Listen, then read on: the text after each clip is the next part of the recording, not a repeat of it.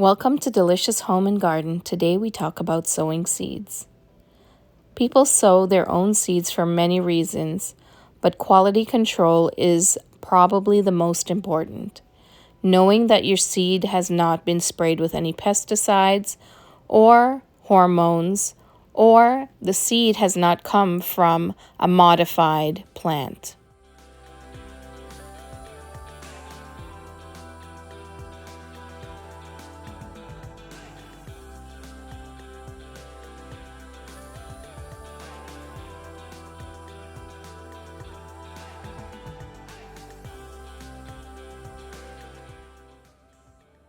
Hello everybody, I hope you're having a wonderful day.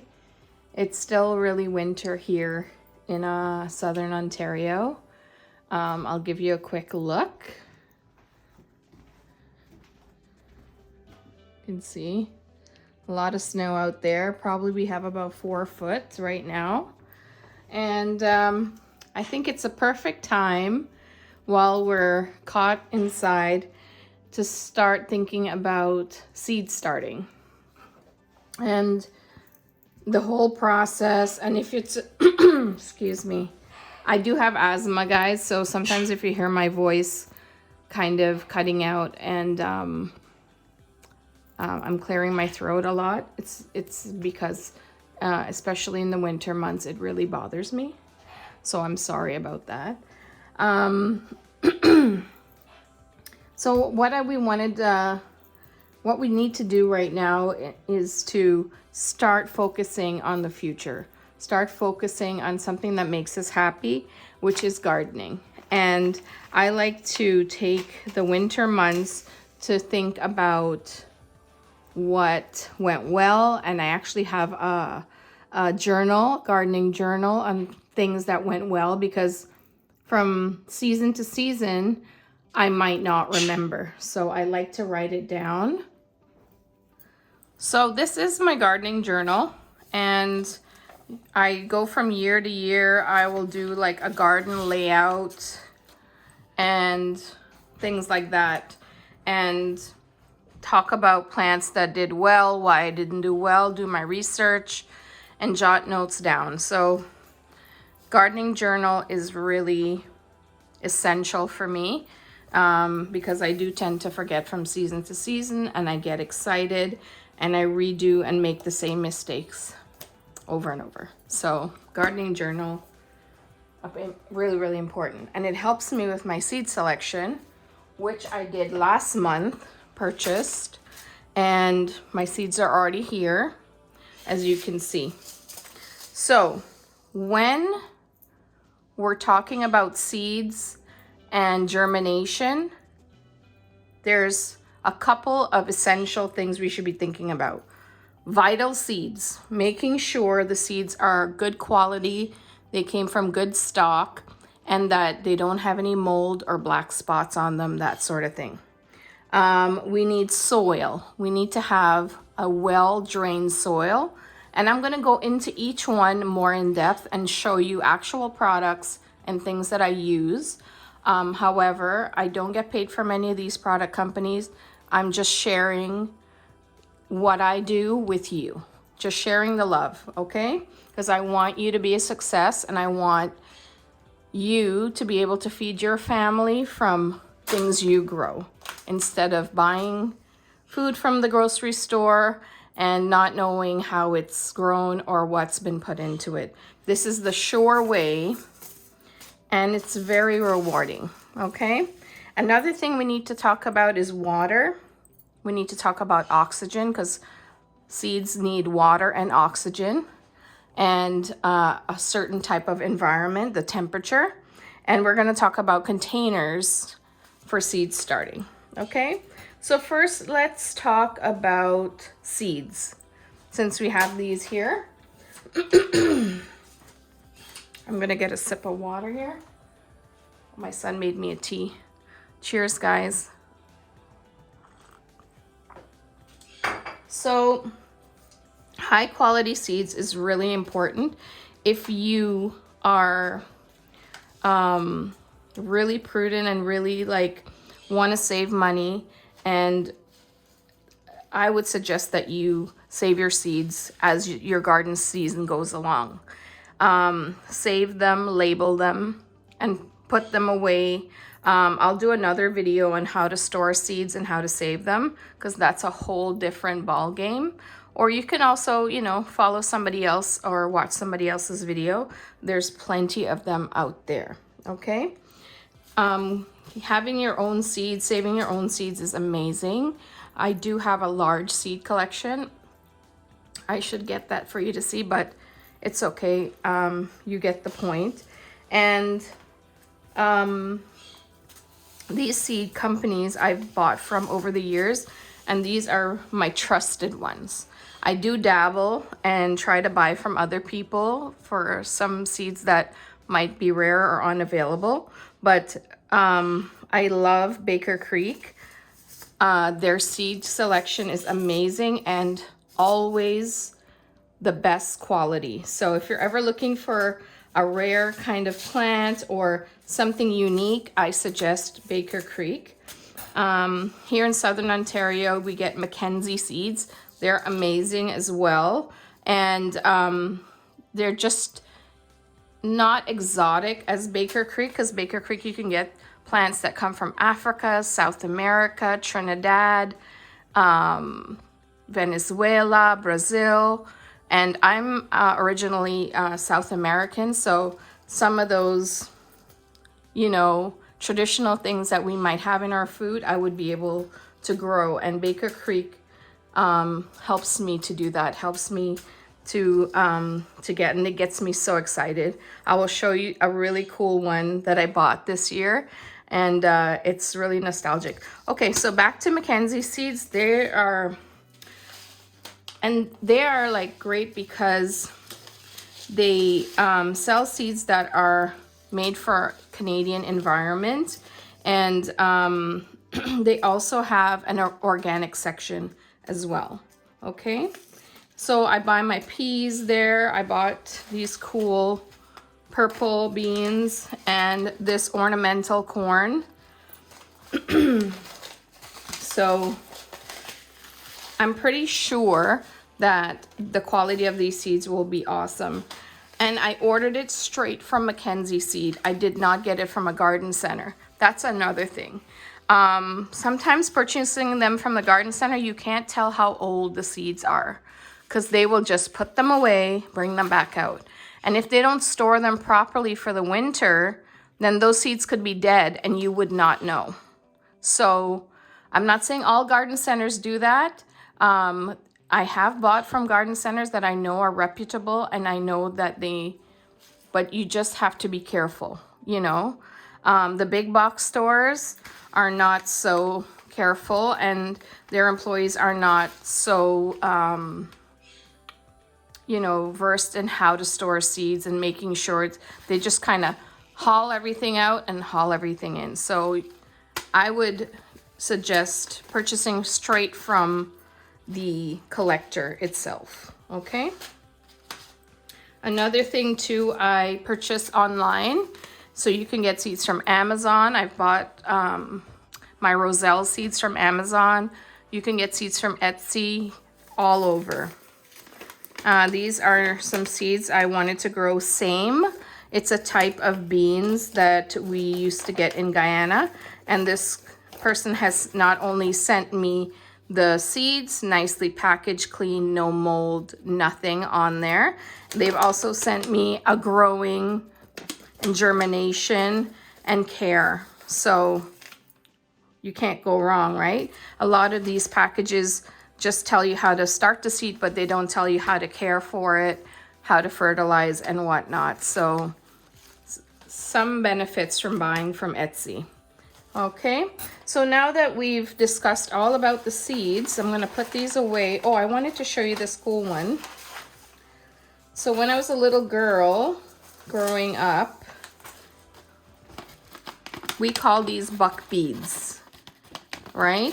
And they're basically beads that the natives would use, and it grows kind of like a corn stalk. And these little beads are kind of at the tip of the stalk, and then you would thread it. If you could see, it has little holes there, and you could make necklaces. And I didn't know, because we call them another name. They're actually called Jacob's Tears, and Baker Creek had it, and I was so happy to see it. I'm definitely going to grow it. I'm going to try it in a container and look forward to my videos to show you how this works out. And I'm going to teach my son how to make necklaces and bracelets out of it.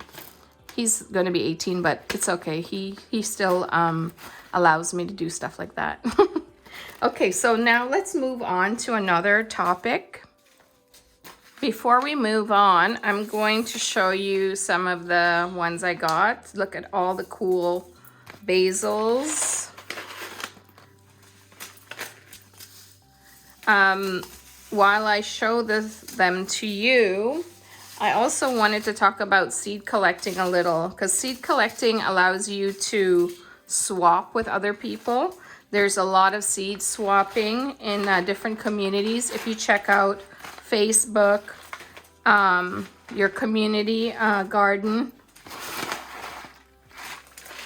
even your neighbors, you can kind of seed swap with people, and it's a great way to get plants and seeds for free, because some of the people will even swap already. Here we go. Already germinated plants. Like they'll, you know, it's already going to be in a 4-inch pot, and you can basically look at this basil. This is amazing. And you know, less work for you, less work for them. You swap them a whole plant and they give you another one. So that's another thing that you can do. Look at this Tabasco. I'm excited to grow this. My Aunt Jan wanted this for her garden, so I got this for her, and I'm gonna try it in mine as well. Look at that, cilantro. So that's a great thing to do, to save the seeds and exchange them with other people, give them to others as gifts, encourage everyone to grow their food.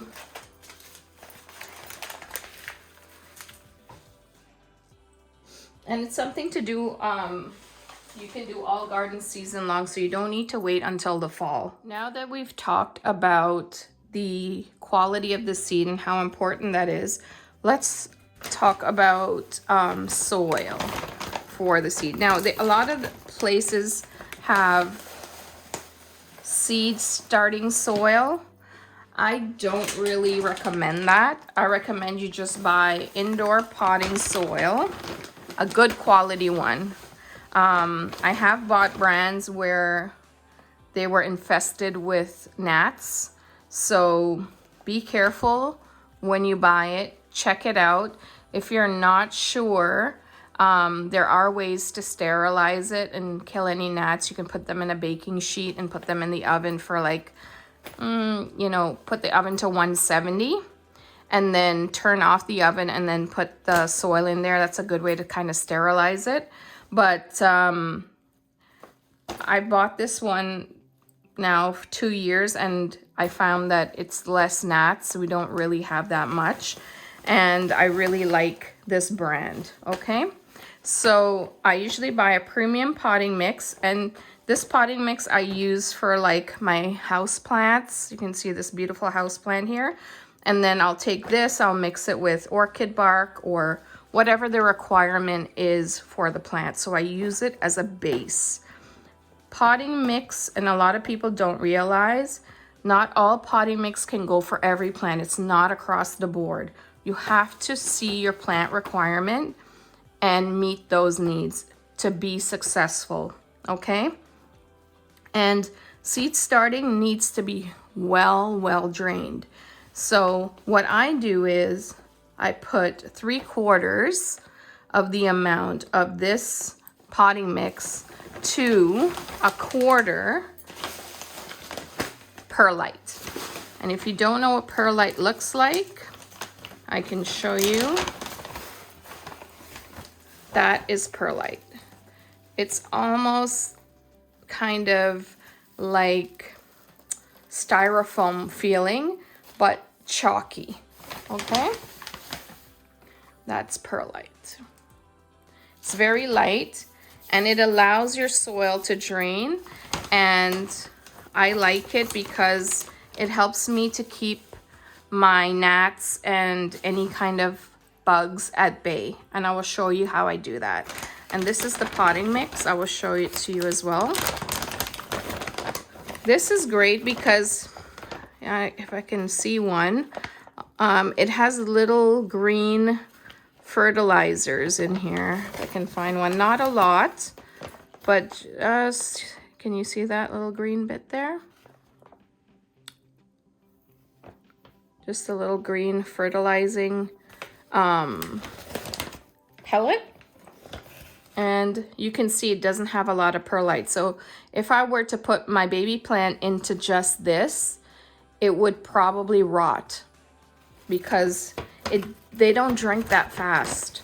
So regular watering, it won't, like if I regularly water this plant and I regularly watered the babies can't drink as fast as this plant. So it's just aiding it by mixing the two. So if I put 1 cup of perlite, I'm gonna do 3 cups of potting mix.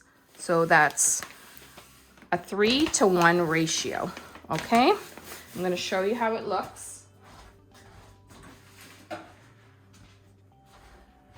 Now I have a container like this. Let me just move these babies out of the way. I have a little Tupperware and it has a lid. And I mix it right in here. If I'm repotting a bunch of houseplants, I do it right in here. Bring the plant right into the, right in here and do all the mess. It's a great way to save yourself from having to do a lot of cleanup, okay? So you can see how it looks.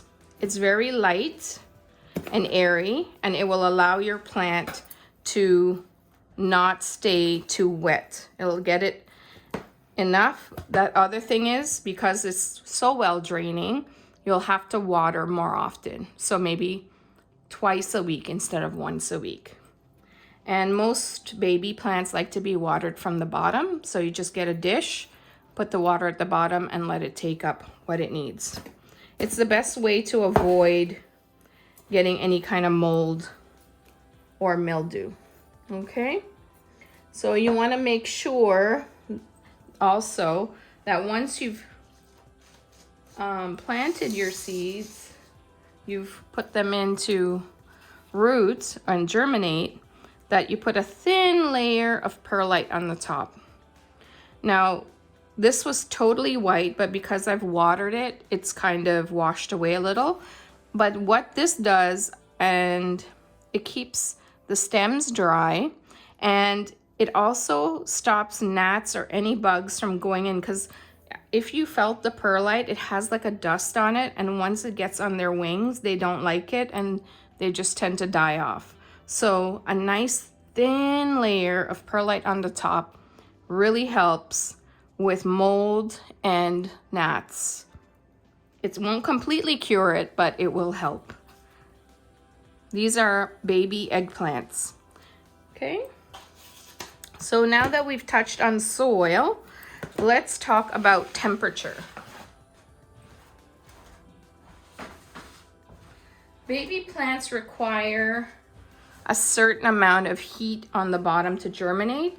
Before, I successfully germinated them on the windowsill, but now that I grow so much, pretty much most of the vegetables we eat, between, pumpkin to squash to zucchini, and I freeze them, eggplants, peppers, corn, beans, lettuce, kale, you name it, I freeze. So because I grow so much, I ran out of windowsill, and what I did was I got myself a small greenhouse. They're like those ones you can erect and take down, and they're like probably $60 in the grocery store or the garden center.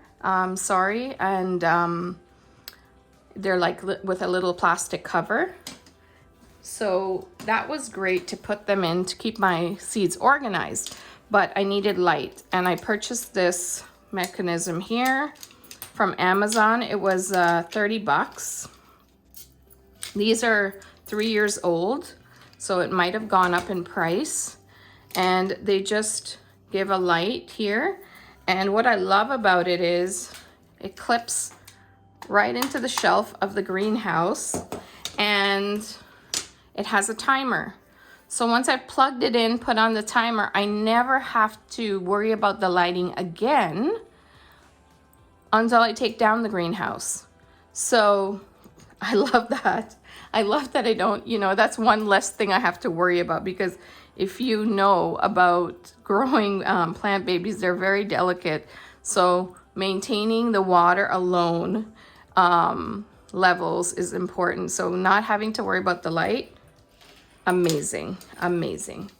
So that's the lighting. And for the germination, I like to use this heat mat.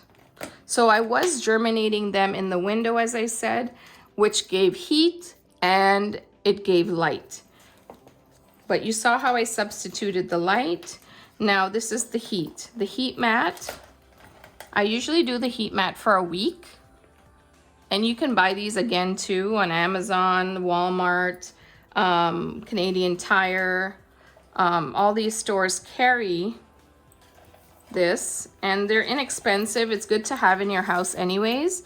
I like to put a towel on the bottom and then a towel on top of the heat mat, and then my plant tray seed, and I leave it on the lowest setting. It also has a timer, so it's on there for an hour or two, and then it comes off, and then it goes back on for an hour or two. So it maintains that heat. Love this product, and it successfully helps me to germinate many, many, many, many seeds. Okay.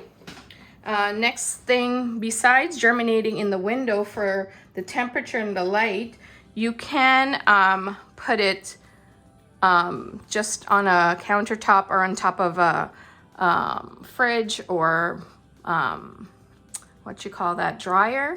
But you have to watch the temperature of the dryer. You might need to put like a towel or something down because it might be too hot directly onto the plastic. Please don't put them near or on a heat vent, because first that's blocking your heat, and the heat comes on and comes off. So it's not regulated heat, and the seeds need a regulated heat.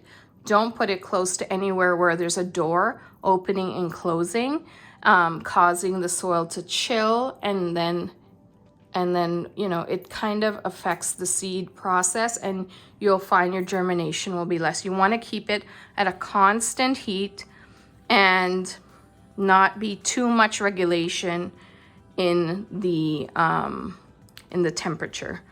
It's nice that in the night it gets a little cooler, but you don't want like it that cool that when you open a door it gets frozen. Okay, so try to keep the heat moderate, and you should have some success. You can also germinate in a greenhouse, of course, if you are blessed enough to have a greenhouse. If your temperature doesn't get cold, you can just germinate, you know, if you live in a tropical country, you can definitely germinate at any time, any place, so you don't need to worry. And you want to keep the airflow constant around the where the plant is. So just sticking it in a greenhouse is nice, but you know that the greenhouse has flaps to have continuous airflow. So same thing with your home. If you have a plastic greenhouse, make sure that there is a fan or something that's moving the air around, or your plants and your babies will get mold. So if you do buy one of those plastic greenhouses that I have, they're great, but you need to open it and you need to put a fan at least 2 to 3 hours a day to circulate the air and to stop mold and bacteria from growing. Okay? That's why germinating in the window is the best. It takes care of so many things. Takes care of the light because the plant gets light as long as there's daylight. Takes care of the heat because it gets the heat from the window. And it takes care of circulation because you can crack the window open just a little so that airflow is coming through the house. Okay? So let's talk about containers. Seed starting can happen in any container. I love this because you can recycle. And if you had a choice between buying pots and recycling, please recycle. Reuse any container that you can. You can poke holes at the bottom, just little tiny holes at the bottom, and use the lid, the actual lid the plant came in. So you can see this was actually some hummus and crudité I bought. So it's like carrot sticks and cucumbers and peppers and stuff like that for a snack. And I'm reusing this to grow Married Man, which is a family of the basil, and it grows in Guyana, and it's very specific kind of basil to that country and very specific to their cuisine. So I'm growing it right in this container, couple holes on the bottom, the lid to create that humidity, and then I'll just slip it off to create air circulation, just like that. Now that they're up, I give them more air, and I pretty much leave them uncovered to come up, because this is at the point where the plant can develop mold and just the heads will just pop right off. So once you see them come up, start to give them air, okay? They need that oxygen to grow. Here you can see this is a salad container, and I'll reuse these 3 or 4 times for the season, and I'll keep using them till the season is over. So these are hot pepper plants, Wiri, W-I-R-I, Wiri peppers. Comes from Guyana again. Excuse me, let me grab a drink. So I've reused this container. You can reuse egg cartons. You can reuse yogurt cups. You can reuse, butter dishes, whatever you have. As long as you have a lid for the seeds to germinate, and then once they've germinated, you can open it up. You're gangbusters. You're good to go. No need to go out and purchase fancy seed starting trays unless you're growing in large quantities to sell or something like that. But this is perfect. And for me right now, this is good. But as I get into the more in the season, I will use the larger trays, and I have one here.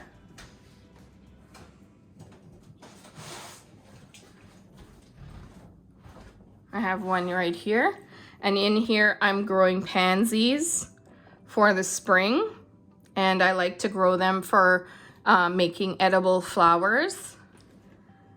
So that's why I don't want to buy the pansies. I like to control where they're growing that way, and I have baby lemongrass right there.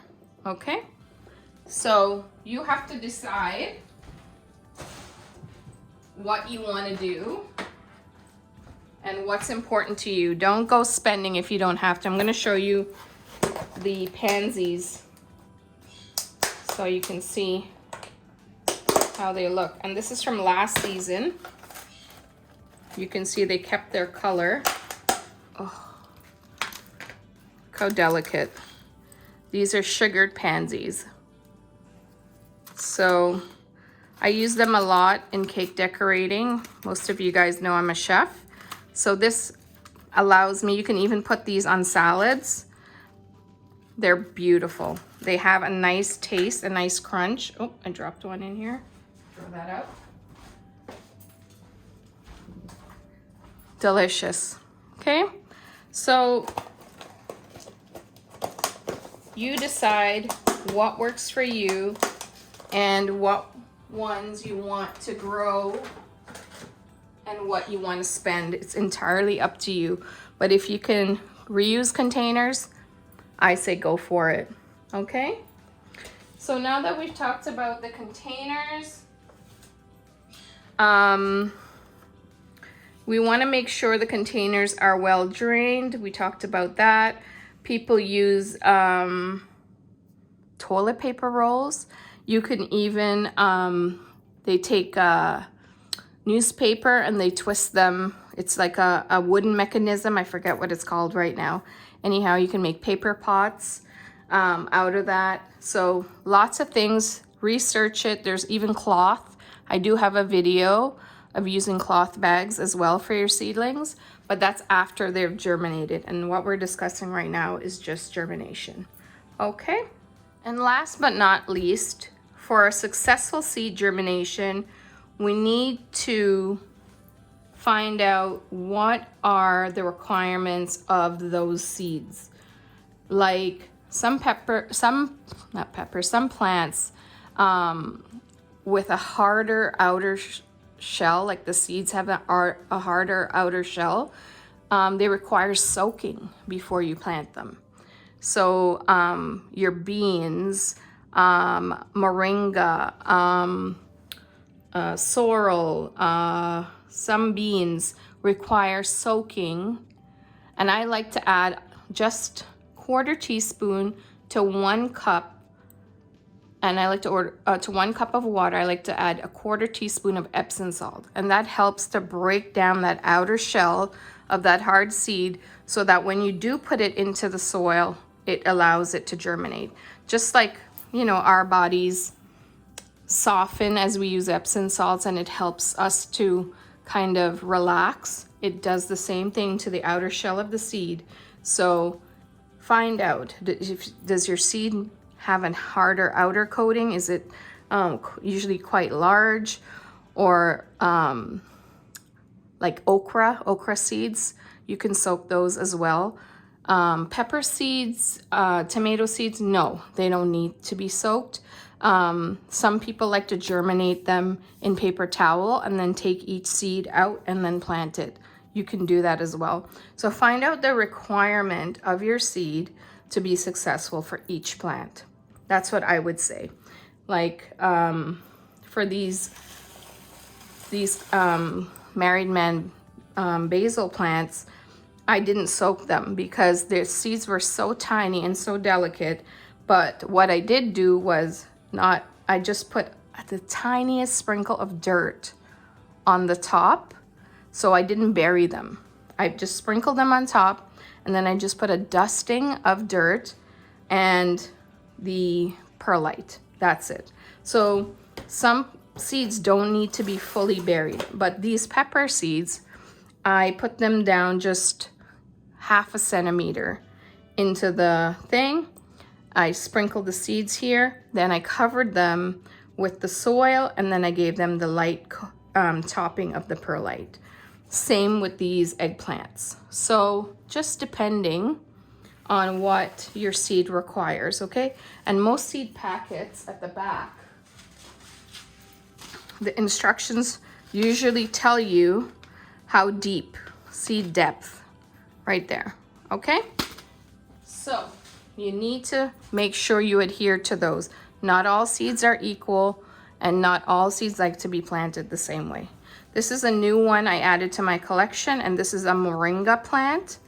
I'm so excited about this because I buy the Moringa powder to put in my smoothies, and now I'm gonna have my own leaves. It does give a beautiful pod called a drumstick, but I don't know if I'll be lucky enough because this is a tropical. I don't know if it will give me drumsticks, but at least I'll have the leaves to put in my smoothie and curries. I'm excited about that. This is the same weary pepper, and this is a larger one. So once my seed has sprouted like this, then I repot it. I'll show you one that I just repotted.